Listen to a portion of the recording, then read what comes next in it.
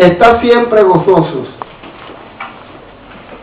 No es fácil estar gozoso en medio de la prueba. Y más cuando uno se ha buscado muchas cosas que ahora nos acontecen en nuestra vida y nos sentimos mal.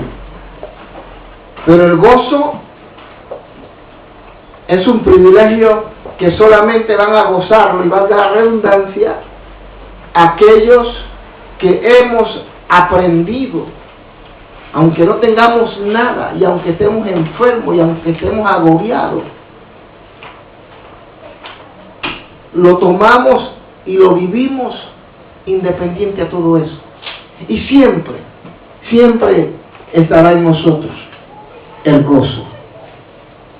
Vamos a buscar en Efesios capítulo 4, versículo 4.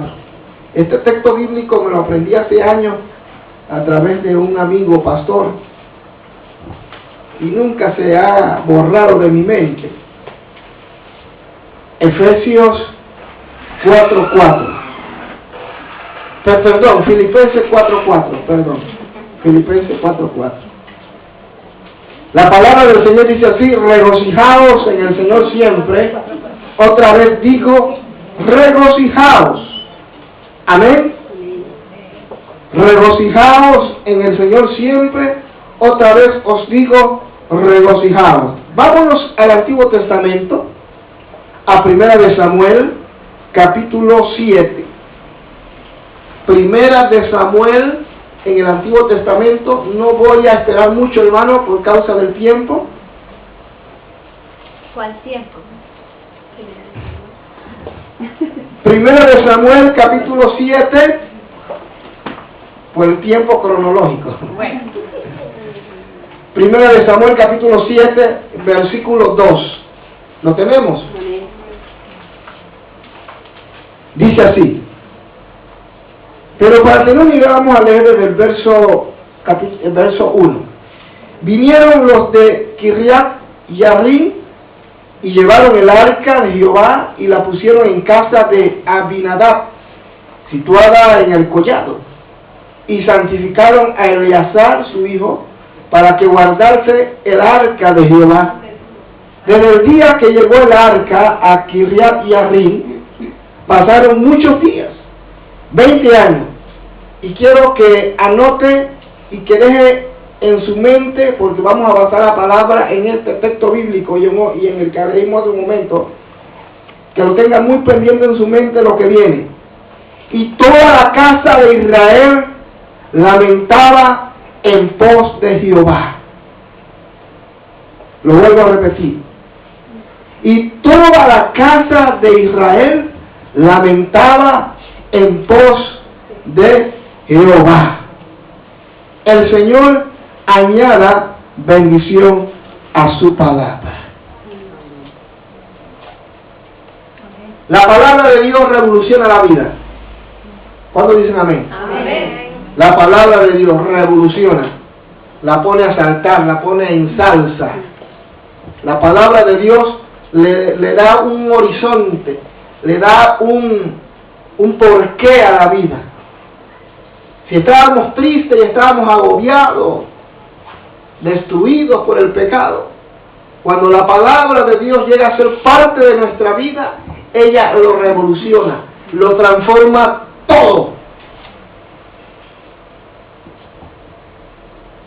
Cuando la palabra, esa palabra de Dios que revoluciona la vida, se convierte en un simple eslogan, que es muy típico escuchar hoy, y se convierte simplemente en un eslogan o en un dicho, la palabra de Dios pierde su significado en nuestras vidas. No así en términos generales, porque la palabra sigue siendo la palabra. Pero cuando esta palabra escrita, inspirada por Dios, la convertimos en un dicho, en un eslogan, en una manera de proclamar algo que al final no creemos, simplemente, hermano, pierde su significado. Hoy es muy típico y yo escribía en estos días en una de las redes sobre esto. Y es muy típico que todo el mundo dice, por ejemplo, nosotros no vivimos una religión, sino una relación. Y eso es cierto. Tenemos una relación con Dios, pero muchos lo usamos, no sé, para escaparnos de la realidad, o porque lo escuchamos y lo repetimos como el loro, como el perico. Yo en estos días veía un video, no sé, no recuerdo ni me acuerdo quién fue el que me lo envió, pero donde salen unos pericos alabando a Dios. ¿Tú lo viste, verdad? Increíble. Si lo logro ubicar, se los envío a los que tienen Facebook. Y ahí salen los pericos, los loros cantando. Y no sé cuál era el coro que cantaban. Alabaré, alabaré, alabaré, alabaré. Y yo digo, mira, toda risa. Eran como 3 loros. No era imitación, estaban realmente alabando. Pero es porque ellos tienen conciencia. No, porque ellos repiten. Amén. Amén. Ellos no saben lo que están haciendo, ciertamente, pero lo repiten. Es por repetición. Los niños aprenden por repetición, por lo que ven. Solo que ellos tienen conciencia. Entonces, hay cristianos que parecen loros. Lo repiten, pero no están viviendo eso. Y eso, hermano, cuando lo hacemos de esa manera, la palabra pierde sentido. Lo hacemos porque lo escuchamos, porque suena bonito, porque si fulano lo dice es porque funciona. Así que lo voy a repetir. Y lo repite y resulta que no funciona y se frustra. Es que este asunto, hermano, no son simplemente dichos, no son simples eslogan. Es más que eso, la palabra hay que vivirla. Hay que vivirla de manera correcta para que tenga ese efecto que nosotros deseamos.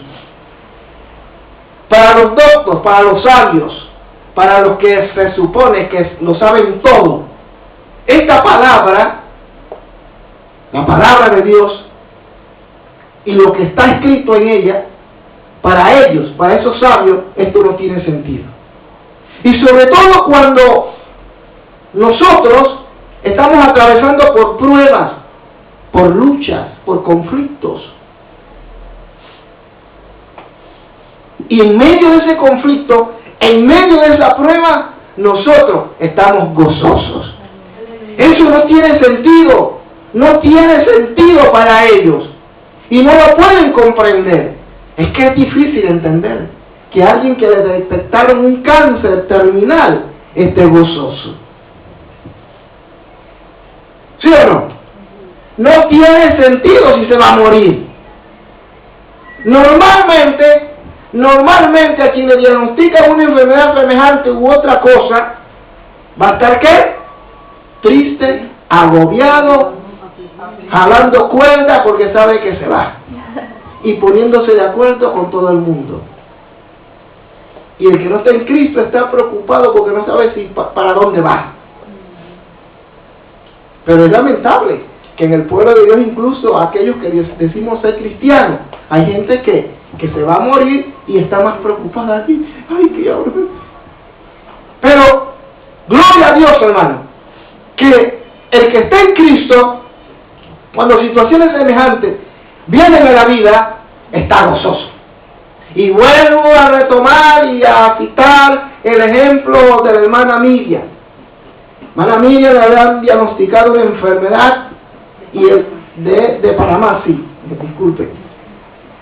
Le habían diagnosticado una enfermedad y en varias ocasiones fue al hospital y por la misericordia de Dios ella se levantaba, pero llegó el día en que no se levantaría nunca más de esa cama. Así que mi esposa, el pastor y muchos otros diáconos, yo no fui, llegaron y cuando entraron pensaban encontrar a la hermana Miriam agonizando, llorando, con una mirada perdida en el horizonte.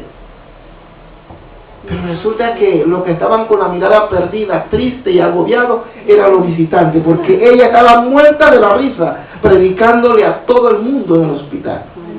Y cuando entraron, dice que vi esa cara, esa tristeza. ¿Qué es eso?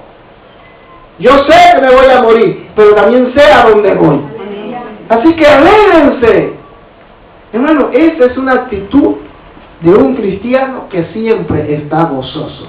El gozo no depende si estamos alegres, si estamos en situaciones buenas o en situaciones malas. Grábense eso en la mente, por favor. El gozo no depende de eso. El gozo del verdadero creyente está basado en la persona de Jesucristo.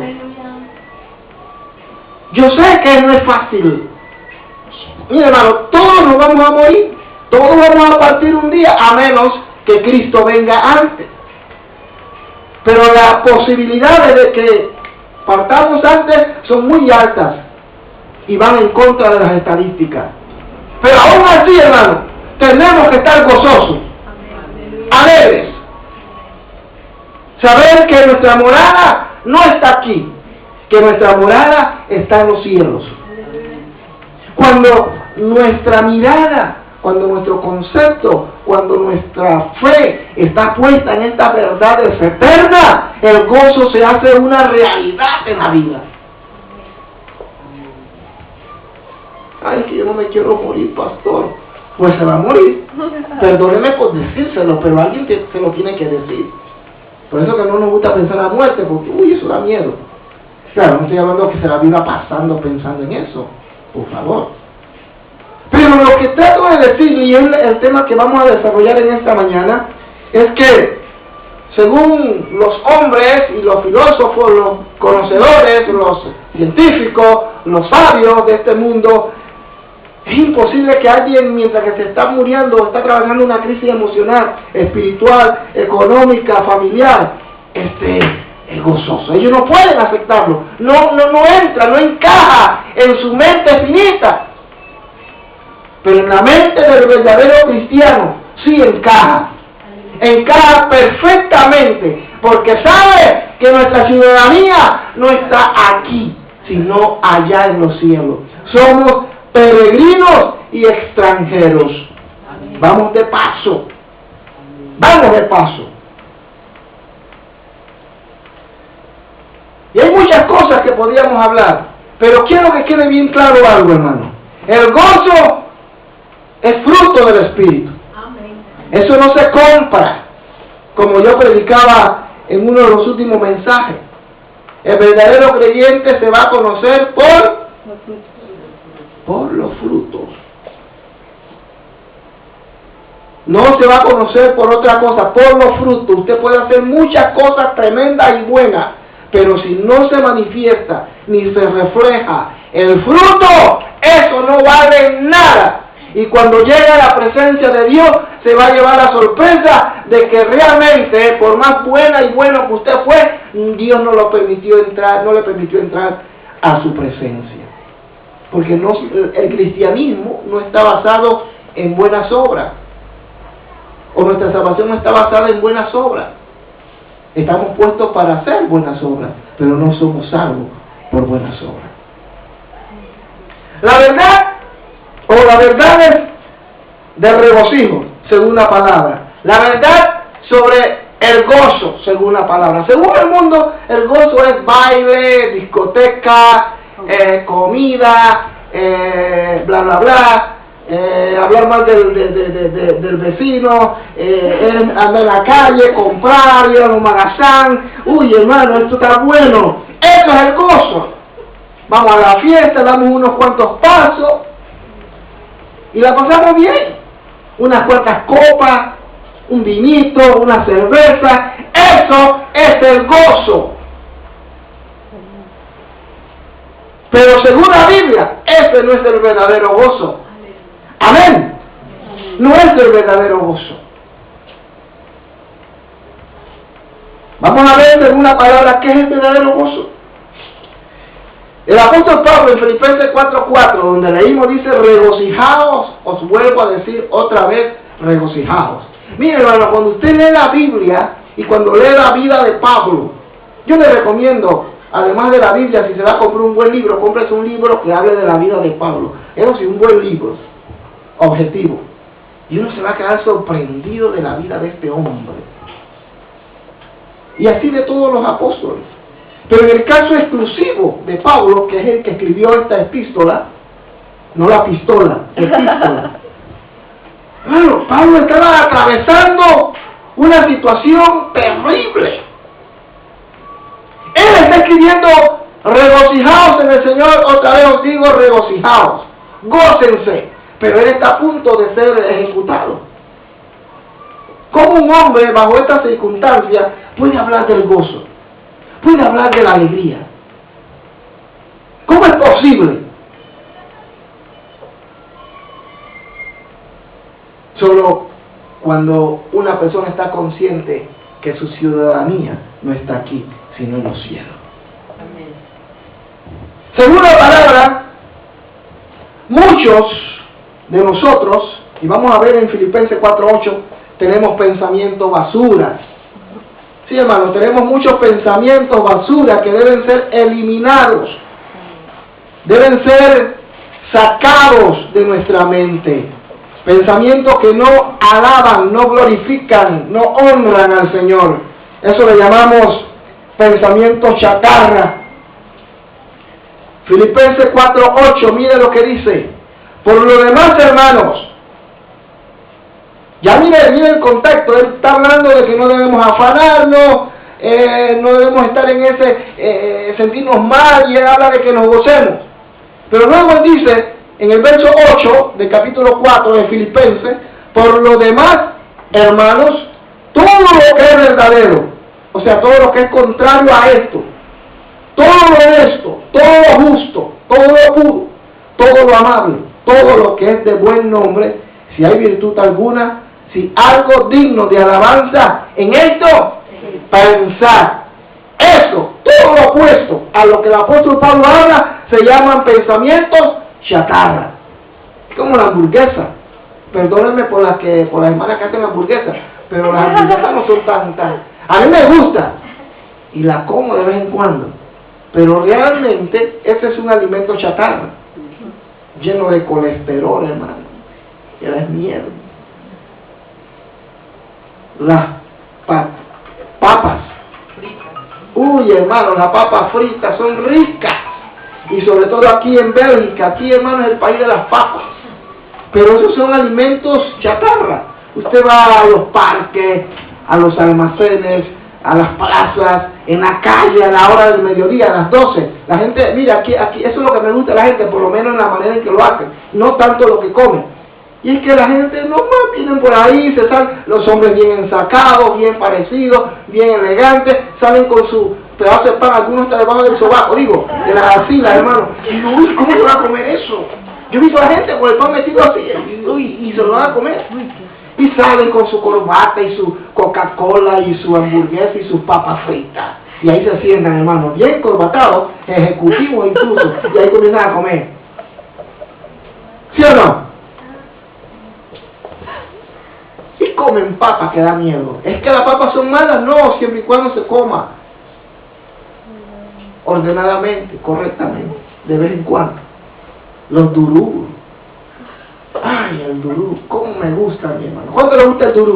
¿Cuál es el otro? ¿Qué va? Oh, las pitas. Eso sí está bueno. Uy, hermano. La última vez que me comí una pita me invitó un hermano hace como 4 o 6 meses. Porque, hombre, por comer tanta pita y tanta pizza, hermano, mire todo lo que me vino. Eso se llama alimento chatarra. Entonces, el apóstol Pablo dice, por lo demás, hermano, todo lo que es verdadero, todo lo honesto, todo lo justo, todo lo puro, todo lo amable, todo lo que es de buen nombre, si hay virtud en tales cosas, en esto pensar. Amén. Pero resulta que muchos de nosotros andamos pensando en cualquier otra cosa menos en estas cosas. Nos las pasamos pensando que si me voy a morir, pensando si me van a detectar un cáncer, pensando si será que me van a votar el próximo año 2013 pensando si las cosas se irán en mi casa bien, si este año estuvo mal, el otro año va a ser peor, y vivimos con una mentalidad de desastre, de derrota. Eso se llaman pensamientos chatarra. Que no vamos a cambiar para este lugar, la iglesia, ay Dios mío, este lugar yo no... Tan lejos. Yo lo he pensado, hermano, esta mañana que nosotros nos levantamos siempre tempranito. A las 6 nos estamos levantando, nos estamos bañando, mi esposa ella plancha un día o 2 días antes y tiene la ropa quieta, ahí viene, hermano. Así que hermano, tenemos que levantar. Yo me levanto, me baño, tomo cafecito, con su respectivo pancito, no, mentira. Y nos arreglamos y para la iglesia, pero esta mañana pasó algo. Esta mañana yo vine aquí, yo sentí, como nunca sentí más frío esta mañana.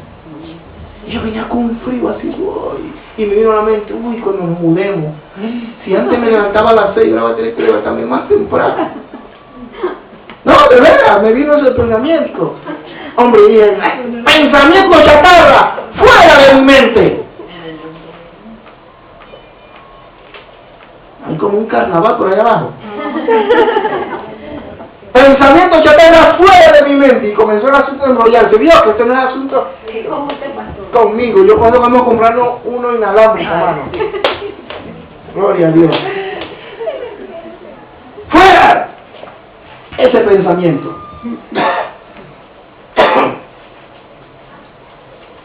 Pensamiento chatarra.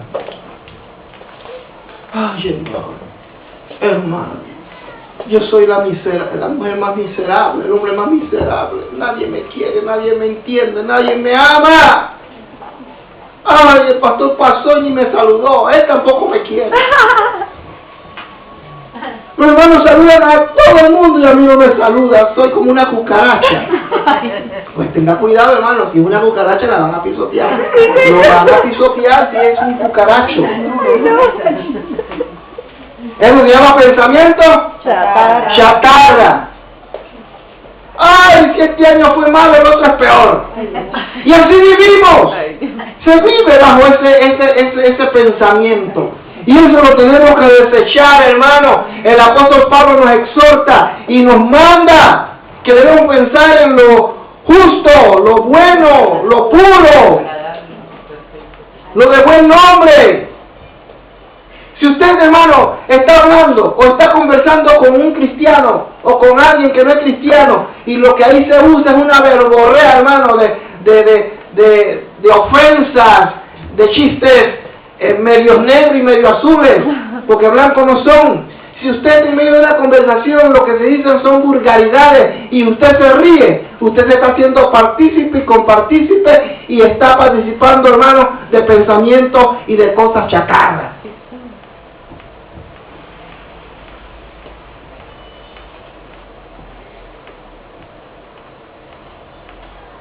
Amén. Bendito sea el Señor. Debemos pensar en cosas buenas, dignas de alabanza. Debemos pensar en eso. La estoy pasando mal, es verdad. Pero bendito sea el Señor. Bendito sea el Señor, porque a pesar de todo, estoy en pie. A pesar de que la gente no me saluda, a pesar de que posiblemente me han diagnosticado una enfermedad, a pesar de que estoy dentro de la lista negra y de los que van a votar, pero Dios sigue siendo Dios y Él tiene la última palabra. Amén. Ni la enfermedad, ni el jefe, ni el rey, ni el primer ministro, nadie. Dios tiene la última palabra, hermano. Amén. Esa debe ser nuestra actitud. Ese debe ser nuestro pensar. Y no pensar tonterías. Pensar en pajaritos preñados. Eso es alimento chatarra. El salmista decía: este es el día que hizo Jehová. Me alegraré y me gozaré en él. Vamos a buscarlo. Salmo 118, versículo 2. El salmista también estaba atravesando sus situaciones. ¿Quién no atraviesa por situaciones adversas? Mira lo que dice el Salmo 118, verso 24. Este es el día que hizo Jehová, nos gozaremos y alegraremos en Él. Este es el día, hermano. Este es el día que hizo el Señor, Día de alegría y de gozo, Y no todo el Señor, día de alegría y de gozo. Este es el día, hermano, este es el día que hizo Dios. Y resulta que este día que el Señor hizo, es el día que le llegó una carta donde la van a botar del trabajo. Pues, este es el día que hizo el Señor. Me gozaré en Él. Que me enviaron, ok, Él tiene la última palabra. Pero este es el día que Él hizo y me voy a gozar. Gústele o no le guste, nadie me puede impedir que yo me goce y que yo alabe al Señor. No hay ley contra eso. Amén. Amén. Este es el día que hizo Jehová. Mire, la actitud de Cristo fue similar. El Señor sabía que lo iban a crucificar, que lo iban a matar. Pero Él nunca se quejó. Nunca salió una queja, una maldición, un cuestionamiento contra su Padre Dios, contra los que le iban a crucificar. Todo lo contrario, Él dijo: Padre, perdónalos porque no saben lo que hacen. Él siempre estuvo firme. Mire lo que dice, mire, Él mismo lo dice. En Mateo, vámonos a Mateo, capítulo 5. Mateo capítulo 5, versículo 11 y 12, creo que es allí. Mire lo que dice la palabra.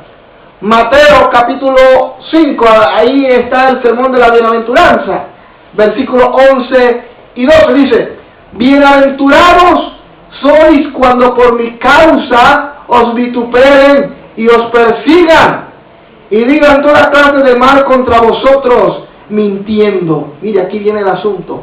¡Gozaos! No, Él no dice eso. Dice: enójense y luego alégrense. No, dice: gozaos y alegraos, porque vuestro galardón es grande en los cielos, porque así persiguieron a los profetas que fueron antes de vosotros. La gente nos va a vituperar, nos va a señalar. Mire, hermano, sepa una cosa. Muchas veces, nosotros los que hemos tenido una experiencia con Jesús, que profesamos una fe en Dios, que le hemos decidido seguir, el diablo se va a querer enseñorear de nosotros. Amén. Va a querer desviarnos. Y su propósito es sacarnos, hermano, y valga la redundancia de ese propósito eterno que Dios tiene para nosotros. No solamente en la eternidad, sino aquí en la tierra. Y nos va a enviar enfermedades. Nos va a enviar todo tipo de pruebas.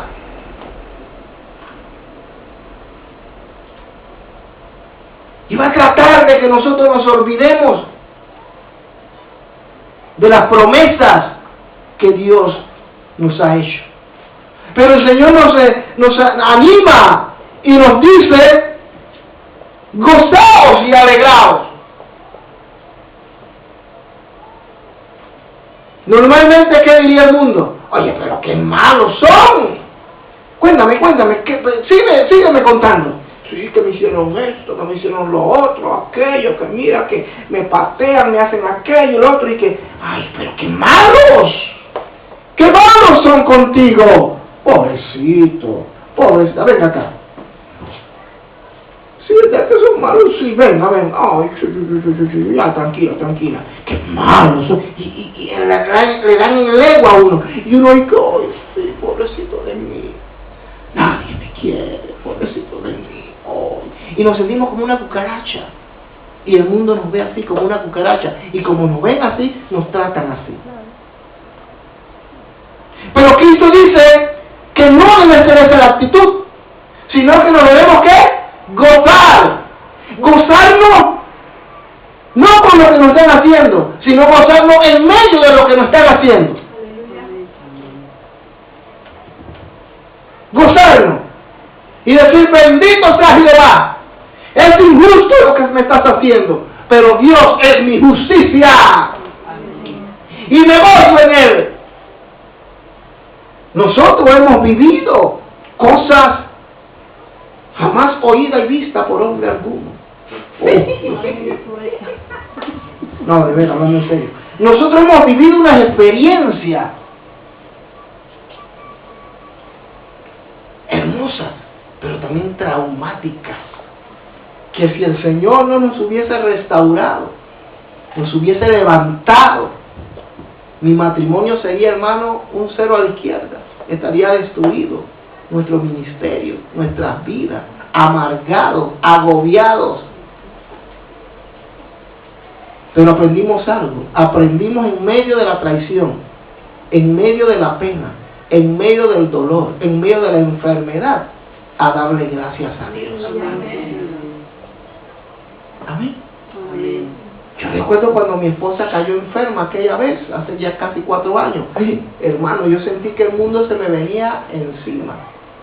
O el mundo o se me iba, no sé. El asunto era que se me vino y se me hizo pedazo. Y ella no me puede dejar mentir. Y esos días eran los días más tristes y más fríos de nuestras vidas, porque además era invierno. Y ella no sabía qué decirle a Dios. Yo oraba, clamaba, ella no sabía qué decir, yo no dormía, ¿verdad? Y yo decía: Señor, ayúdame. Y sabes, el Señor me dijo: gózate, regocíjate y espera en mí. Espera pacientemente en mí y verás mi gloria. Pero regocíjate. Hermano, yo me iba al baño y ella comenzaba a llorar de regocijo y una cosa con otra, pero comenzaba a llorar para no despertar a Mary. Y ahí, hermano, Dios me fortalecía. Y cuando yo me levantaba, yo regresaba a mi cama fortalecido, porque me gozaba en el Señor. La solución no es la queja. Y esto lo vamos a ver más adelante. La solución no es quejarnos. Entre más usted se queja, hermano, más quejón se pone. Entre más se queja, más se amarga. Entonces la idea no es quejarnos. La idea es ir delante de Él, presentarle delante de Él nuestra situación y gozarnos en Él. Porque sea que vivamos o sea que muramos, somos de Él. Y ahí, hermano, dentro de estas verdades debe descansar nuestra vida en Cristo. Amén. ¿Usted sabe a dónde va cuando se muera? ¿Seguro? Pues si usted sabe a dónde va, hermano, ¿por qué vive quejándose? ¿Por qué vive entristecido? ¿Por qué vive agobiado? ¿Por qué vive como si fuera una cucaracha? No tiene sentido. Que usted sabe a dónde va. No hablo específicamente de alguien. Hablo de los que dijeron amén y de los que no dijeron amén.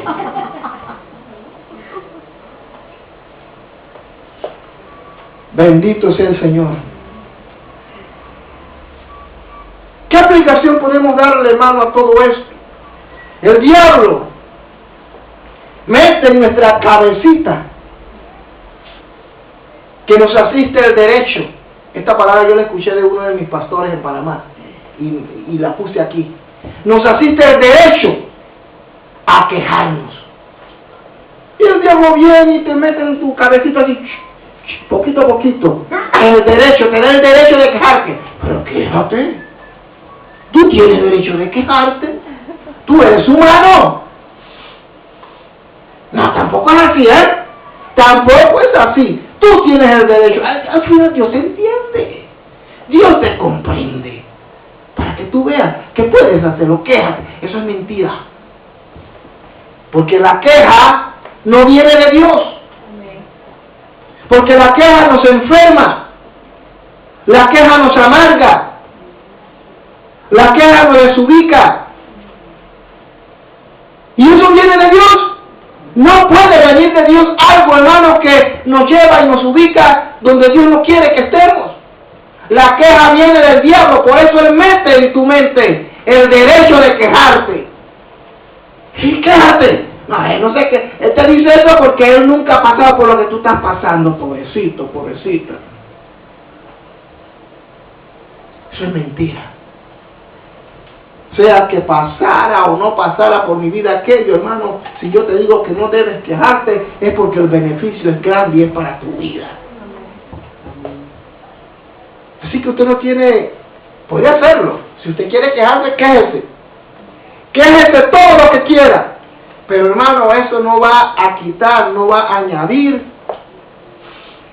no va a resolver su problema, sino que todo lo contrario, lo va a amargar más. Yo recuerdo cuando yo era obrero local en mi país, y uno de los quejosos era yo. Y cada vez que íbamos a la reunión de obreros locales, que éramos como unos 25 pastores de mi región, que se llama Coclé, del distrito Penonomé, y ahí nos reuníamos con el pastor. Y yo era el primero que le sacaba la lista. Y no voy a explicar en qué consistía. Una quejabanza terrible, hermano. Eso se llama quejabanza. Hay alabanza y hay quejabanza. Lo contrario a la alabanza. Y yo recuerdo que un día uno de los pastores míos me llamó. Cuando digo uno de los pastores, porque yo tuve como 5 pastores, pero solamente hay 2 que realmente me formaron, que es el reverendo Felipe Springer, que esperamos y confiamos que lo tengamos por aquí, y quien me predicó el evangelio la primera vez, el pastor José Bellín Camargo, alias Chino. Y yo recuerdo que Chino Camargo, José Bellín Camargo, me llamó y me dijo: Tomás, el quejarte no te va a ayudar ni va a permitir resolver tu problema, sino que todo lo contrario, te va a amargar. Así que mi consejo es que mejor vayas a la presencia de Dios. Así que bueno, no nos quejemos. No hay ningún derecho de quejarnos. No nos asiste ese derecho. El que vive quejándose no va a madurar. El diablo nos mete en la cabeza que nos quejemos. Somos humanos. No seas tonto. Somos humanos. Quéjate. Y creemos que la queja es una manera de, como si por quejarnos delante de Dios, Dios fuera. Mire, hermano, usted no le puede doblar el brazo a Dios. Y Dios va a decir: ¡ay, me duele! ¡Ay! Está bien, pues está bien. Y va a suceder como en el tiempo de Jacob, que el ángel peleó con Jacob y el ángel: está bien, pues está bien. No, Dios no es así. Usted haga lo que quiera, quéjese y morirá quejándose. Y la última queja será: ¡ay, bueno, no me escuchaste! Porque con quejarnos no vamos a solucionar el problema, hermanos. No lo vamos a solucionar. La única manera de salir adelante es estar siempre gozoso. Ahí sí funciona. Eso sí funciona. Ahí, hermano, Pablo lo dijo, lo repito: todo lo honesto, todo lo bueno, todo lo puro. Si hay virtud en estas cosas pensar. Hermano, piensa en lo bueno. Oye, me está pasando, estoy atravesando esto, pero seguramente Dios algo quiere hacer, algo me quiere mostrar, algo tiene mejor para mí. Ay, no, esto es del diablo, esto es... ¿Por qué tiene que ser precisamente del diablo? ¿Por qué tenemos que diabolizar algo que no viene del diablo, sino de Dios? Esto es del diablo. Te reprendo, Satanás. Y Dios está permitiendo eso. Esa es la otra. Vivimos reprendiendo al diablo por cualquier cosa. Te ato, Satanás. Te ato. Te ato. Yo discrepo un poco en eso, hermano. Y ese es un tema que podemos tocar en otra ocasión. Yo sí creo en el atar, siempre y cuando tenga que ver con asuntos específicos. Amén. Pero es que si yo ato al diablo, ¿por qué el diablo sigue haciendo tantas barbaridades? Sí, todo el mundo está atando al diablo. ¡Te ato! ¡Está atado! Pero el diablo sigue creando guerras, creando locos, destruyendo el mundo, y es que esto va de mal en peor, hermano, esto no lo va a cambiar nadie. Cristo va a venir en cualquier momento por nosotros. Aleluya. Amén. Así que no ande atando al diablo. No, piénselo. Es que vuelvo al punto que dije al principio de la introducción. Es que nosotros repetimos lo que escuchamos. Y no hacemos lo que dice la palabra.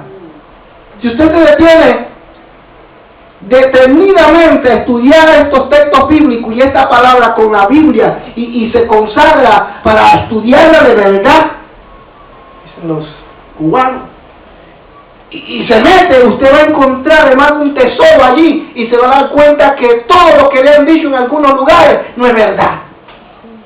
Entonces si yo ato al diablo, no sé, el diablo debe estar atado, ¿sí o no? El único lugar donde la Biblia dice que el diablo será atado por 1000 años es en Apocalipsis. Y ahí no habrá mal, ahí sí está atado de verdad. Pero ahora el diablo nadie lo puede atar, hermano. Es que ni el Jesucristo, mire, ni Moisés, que tenía la capacidad y tenía un currículum delante de Dios fabuloso, reprendió a Satanás. Dice, el Señor te reprenda. Te ato, Satanás, te ato, y Satanás. Entonces, piense lo que dice, lo que hace. Hay cosas que nosotros tenemos que, con la autoridad que Dios nos dio, sí, decirle a esos demonios, yo te ato y te dejo sin ningún tipo de poder para aquello o lo otro. Sí, hay cosas que se pueden hacer, pero no tomemos alegremente el atar, hermano, porque al final el que se está atando es usted mismo. Amén. Denle un aplauso al Señor.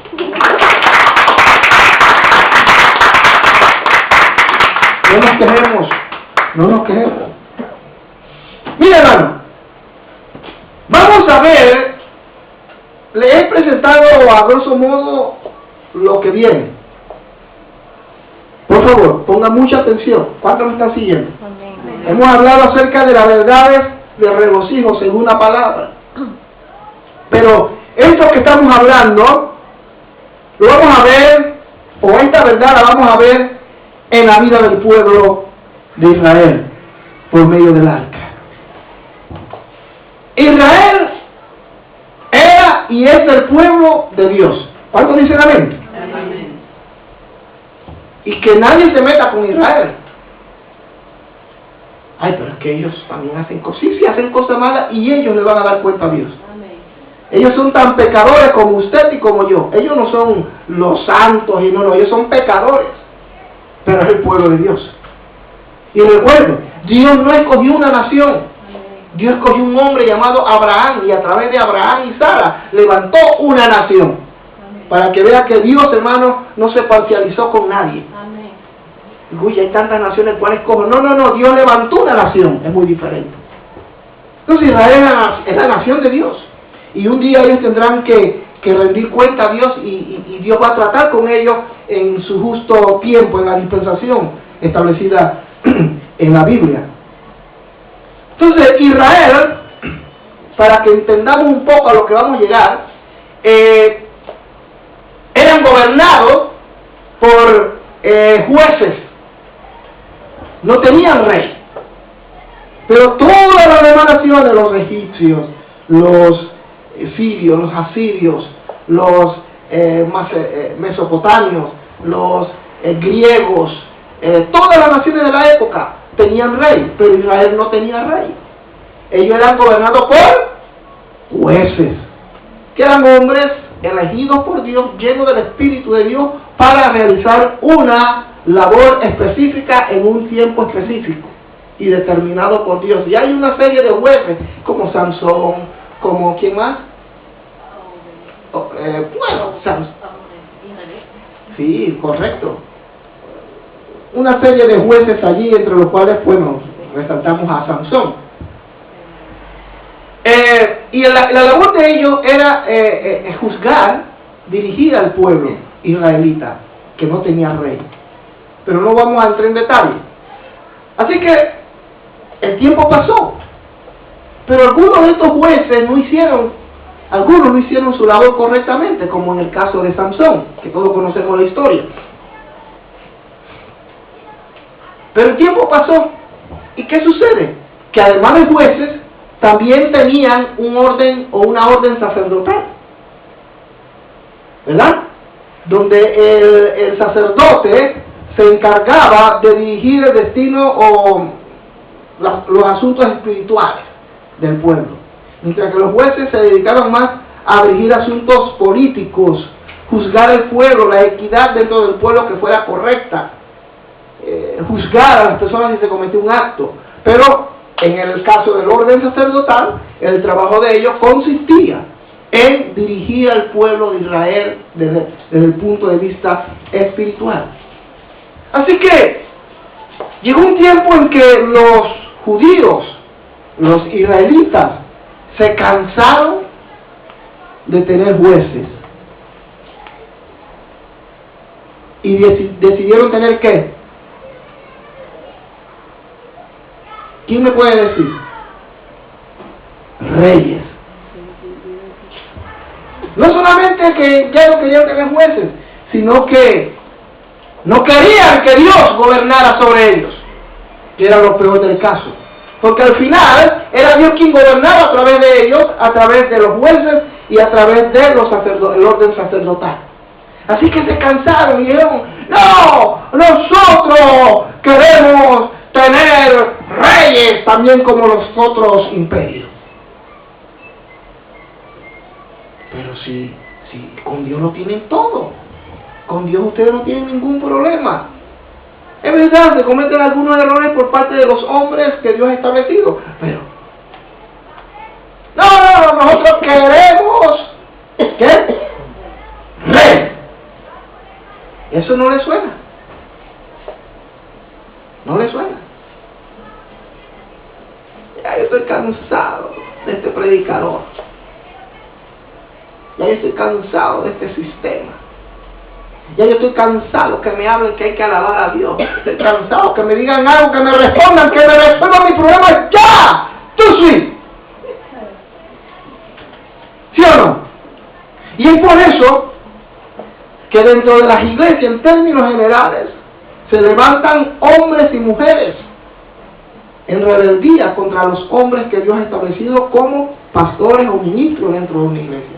Sean que estén haciendo cosas incorrectas o correctas, son hombres de Dios y hay que respetar ese orden. ¿Amén? Amén. Si no te gustó como fulano está haciendo las cosas, vamos a suponer que lo está haciendo mal, tú le llamaste la atención y persiste, simplemente tome una decisión. ¿Sí o no? Tome una decisión, o continúo allí o me voy. Tan sencillo. Y usted asuma las consecuencias y punto. Pero tomó una decisión, se definió. Pero eso de estar saluchándole el piso al hombre de Dios, eso no viene de Dios, hermano. Entonces estos hombres y estas mujeres se cansaron de tener rey. Queremos tener a Dios como rey. Queremos un rey como las demás naciones, que nos gobiernen, que nos dirijan. Hermanos, ¿qué sucede? Que lamentablemente ellos no consideraron las consecuencias. Y repito, no voy a entrar en detalle, pero Dios le concede el deseo de ellos y le da un rey. ¿Cómo se llamó el primer rey de Israel? ¿Cómo? Saúl. El primer rey. Y todo lo que hizo Saúl. Luego vino David, uno de los mejores reyes de Israel. Luego vino Salomón. Luego vinieron otros, hasta que dividieron el reino, que era un solo reino, lo dividieron en dos, el reino del norte y el reino del sur. Y se constituyeron en dos naciones. Una con la capital de Samaria y la otra con la capital de Jerusalén. Terrible. Pero bueno, regresemos a la cinta, vamos al punto que quiero llegar. Vamos a regresar hacia atrás. Ya tenemos el panorama, ¿sí o no? ¿Amén? Amén. ¿Qué sucede? Que los judíos, los filisteos, comenzaron a invadir las tierras hebreas y comenzaron a hacer desastre dentro de los hebreos. Ya anteriormente estaba sucediendo, porque los jueces tenían, una de sus labores era defender a los judíos de los filisteos y de todos los feos de la época. Y estaban ahí para defenderlo, como lo hizo Sansón. Pero, ¿Qué sucede? Que dentro del orden sacerdotal, el sacerdote de la época era Elí. Y Elí tenía 2 hijos. ¿Cómo se llamaban los hijos? Ofni y Fines. Así que Ofni y Fines eran los que iban a heredar el orden sacerdotal. Si se moría Elí, ellos eran los que iban a tomar la batuta. Pero ¿qué sucede? Que estos tipos eran unos sinvergüenza, eran unos maleantes. Y en vez de estar sirviendo como Dios lo demandaba y lo había establecido, ¿sabe qué comenzaron a hacer? Comenzaron a adulterar con las mujeres, a fornicar, a robar. Mire que había ocasiones que cuando estaba el balde de comida lleno de carne, ellos metían el garfio y sacaban la comida antes de tiempo, se la robaban. Es decir, hermano, había un desorden espiritual dentro del pueblo. Y por otra parte, estaban pidiendo, ¿qué? Rey. Claro, luego Dios, repito, le da rey. Pero antes que Dios le dé rey, antes que Saúl llegue a ser rey, el pueblo sale a batallar contra los filisteos. Y resulta que perdieron la batalla. ¿Y qué hacen ellos? Pierden, o bueno, hacen ellos no. ¿Qué sucede? Pierden ¿el qué? El arca. ¿Y qué era el arca? El arca era una urna enorme donde dentro de ella estaba la vara de Aarón, los 10 mandamientos, parte del el maná que se había recolectado en el desierto. Pero en sí el arca simbolizaba y representaba ¿qué?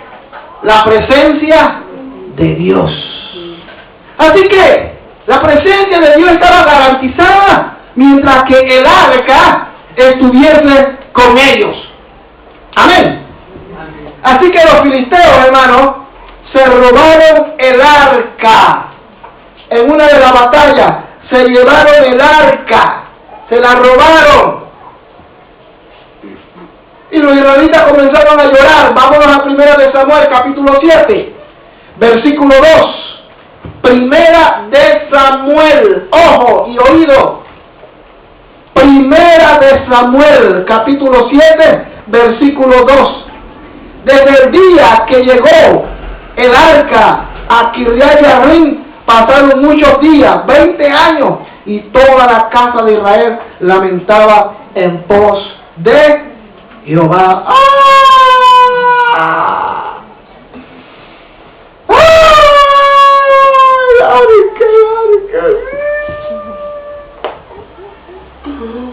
¡Ay, cuando la tenemos entre nosotros! ¡Ay, qué hicimos, hermano! Un arca, la presencia de Dios. ¡Ay! Y lloraban.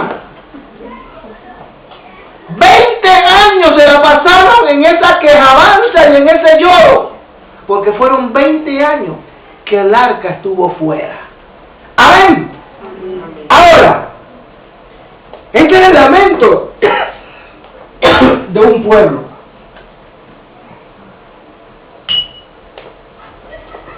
¿Qué tiene que ver esto con gozaos en el Señor? Os vuelvo a decir, regocijaos. Que el cristiano, a pesar de las pérdidas, debe glorificar el nombre de Dios y no quejarse. Ese es el principio y esa es la verdad en términos generales.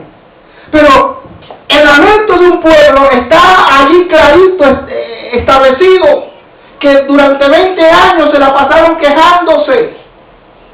La Biblia da un margen limitado para los lamentos, pues sería fatal que andemos tras de Dios lamentándonos todo el tiempo. Amén.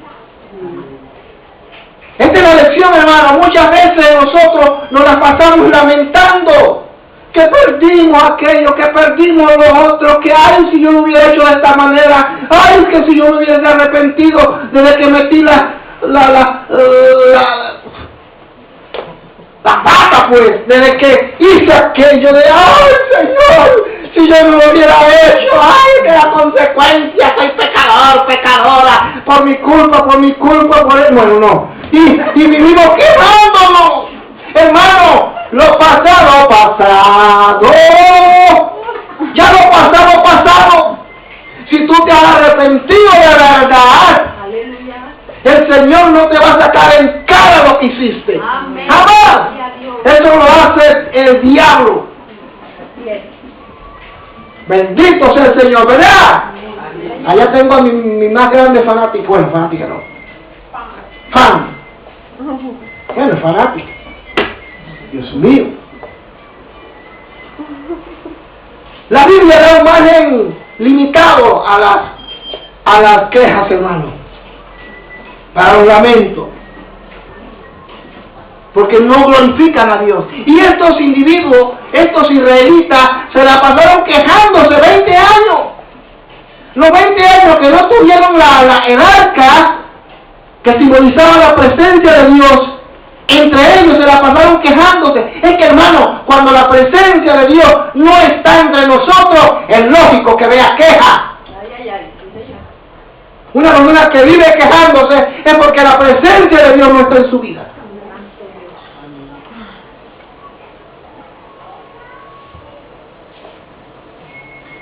A veces, hermano, en vez de sentir la presencia de Dios, a veces sentimos, según algunos, la presencia del diablo.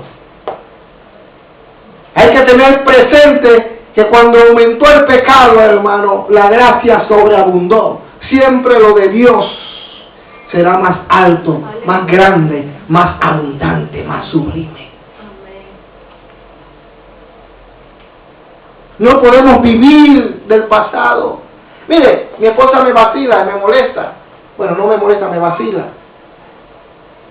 A mí me gusta recordar, pero no las cosas malas.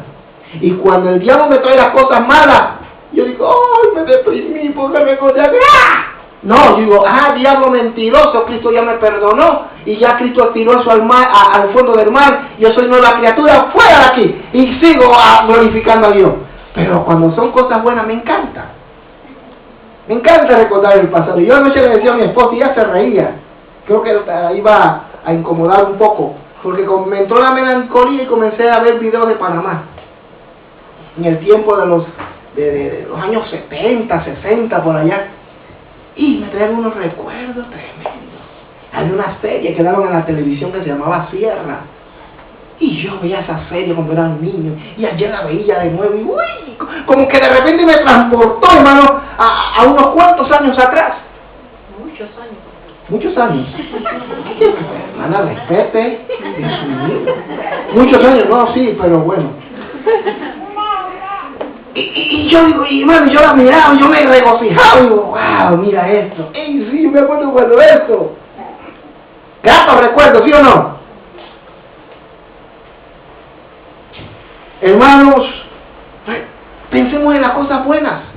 Recordemos los tiempos buenos. Los tiempos gloriosos. Amén. ¿Por qué la gente piensa más en las cosas malas que en las cosas buenas? Yo recuerdo cuando mi papá, yo era un niño, nunca se me olvida, nunca. Y en ese año fue cuando el hombre fue a la luna.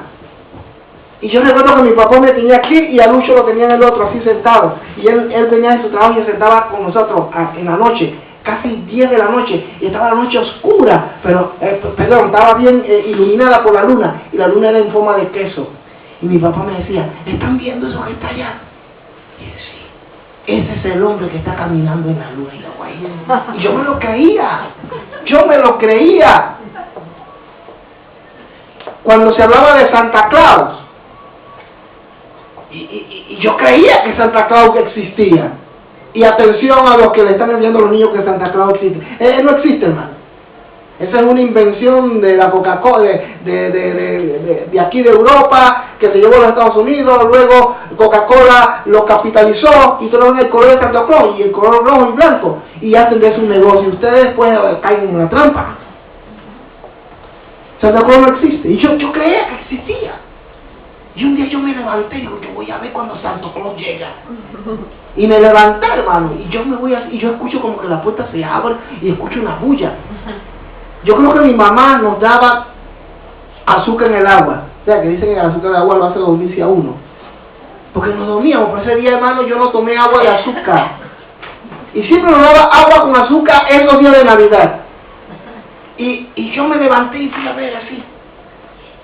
Y cuando yo veo que se abre la puerta, digo, viene Santo Claus. Y lo voy a conocer, pero yo no creía. Y cuando abre la puerta, era un Santo Claus, hermano, llamado Tomás Rodríguez Moreno, mi papá. Y venía un poco regado así, y lo puso allí, y comenzaron a esconderlo. Ahí, hermano, yo me decepcioné. Y me di cuenta por primera vez que eso es mentira. Pero esos recuerdos vienen a mi mente y me causan tanta risa y tanto gozo, que de igual manera, hermano, nosotros cuando estemos atravesando por luchas, por pruebas, esos recuerdos buenos debemos tomarlos. Que si estás enfermo, que si estás pasándola mal, recuerda que en el pasado también la pasaste mal y Dios te sacó adelante. Pero los judíos se la pasaban lamentando. ¡Ay! ¡Ay! Pero repito, ellos no tenían la presencia de Dios en sus vidas. La presencia de Dios en las vidas, hermanos, nos garantiza gozo. Nos garantiza gozo.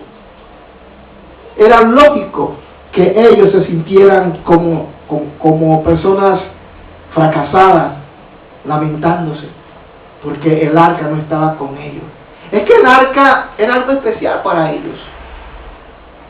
El arca representaba el corazón de su religión, representaba el centro de su fe, porque simbolizaba a Dios mismo. Es terrible que habiendo comenzado en el espíritu, algunos estén terminando en la carne. Haber empezado bien y terminar mal. Cualquiera se amarga. Cualquiera, hermano, la coge contra el vecino, contra el pastor, contra el hermano y contra Dios. Hablo de cristianos. Es lógico, porque has perdido lo que te daba estabilidad, lo que te daba lo que tú buscas, la felicidad. Hermano, sin Dios no somos nada. Como dice el corito. Sin Dios nada somos en el mundo. Sin Dios nada podemos hacer, ni las hojas de los árboles se mueven, si no es por su poder. Creemos que un regalo, que un auto, que un buen trabajo, que el dinero va a llenar eso. Pues no, hermano, no lo puede llenar. Solo Dios puede llenar ese vacío. Como decía mi esposo en cierta ocasión, el vacío del hombre tiene la forma de Dios. Y mientras que Dios no venga el corazón, ese vacío, hermano, por más que usted lo llene de cosas, no va a llenar el corazón.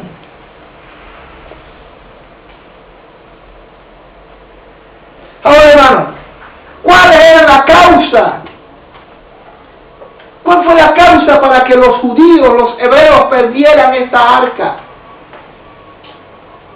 Primero, por causa del pecado. Vámonos a 1 de Samuel, capítulo 12. Por causa del pecado. Por eso perdieron el arca. Por causa del pecado de los líderes religiosos. Miren lo que dice 1 de Samuel, capítulo 2, versículo 12. 1 de Samuel, capítulo 2, versículo 12. Los hijos de Elí eran hombres impíos, y no tenían conocimiento de Jehová. Mira, hermano, se supone que estos individuos eran la nueva generación que iba a tomar el lugar de Elí, porque ellos eran sacerdotes a un nivel menor, pero eran sacerdotes que en un futuro iban a tomar el lugar de su padre. Es decir, Elí esperaba mucho de ellos. Pero dice algo aquí que me llama la atención. Eran hombres escogidos, eran sacerdotes, pero dice, los hijos de Elí eran hombres impíos y no tenían conocimiento de Jehová. Es terrible que dentro del pueblo de Dios existan personas que se supone que conocen a Dios, que se supone que han tenido un encuentro con Dios, pero no conocen a Dios. Se está levantando una generación dentro del pueblo de Dios, hermano, acostumbrada al evangelio online, acostumbrada a que se le diga lo que se le gusta y evitar decirle cosas como las que estoy hablando porque se van.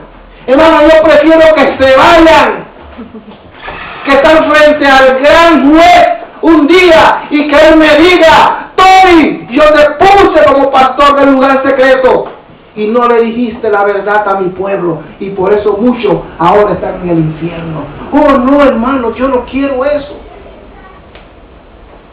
Mientras que yo sea el pastor de esta iglesia, siempre voy a tratar de decirle las cosas por lo menos como están en la palabra.